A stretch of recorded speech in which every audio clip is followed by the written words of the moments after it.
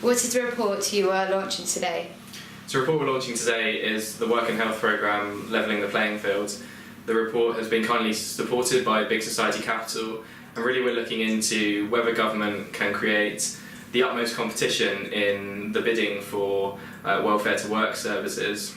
Now this is clearly a timely issue because government has just begun the procurement for its new Work and Health Programme, and early supplier feedback indicates that government isn't in fact creating the level playing field it hopes to achieve. So what are the key barriers to strong competition in the Work and Health Programme? So our research has showed a number of key barriers to market entry that are legacy issues from past programmes.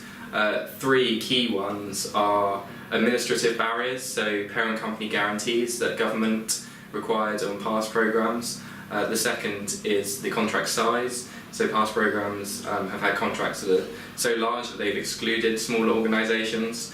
And the final one is government's insistence on looking at price more so than quality in these bids, which we think moves the market away from assessing the quality of the bids and what can be achieved in terms of outcomes.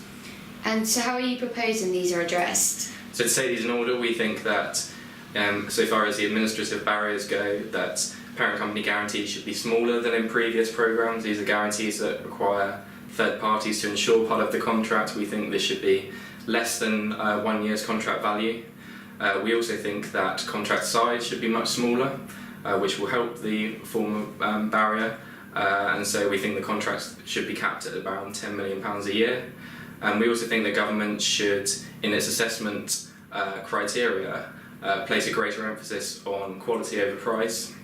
So we think there should be a 70-30 split. We also think that price reduction should be capped at 10%, so that should sharpen commissioners' minds on the quality of bids. So you mentioned smaller value contracts and greater emphasis on quality over price. Does that have the potential to undermine value for money? So the brilliant thing about these welfare to work services is that when people return to work, not only do the people who are returning into employment benefit through their well-being, but also the taxpayer benefits because government doesn't have to pay the social security that they would otherwise receive. So we think that if commissioners are able to focus on quality more, that this it will enable people to get into work more easily and therefore benefit the taxpayers. So to sum up, what is your headline message to the government?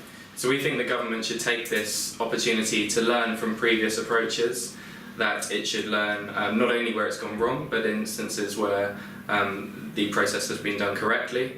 So we think that overall this is more of an evolution in the process, and that if government takes our recommendations, that it should be able to create the level playing field that it desires.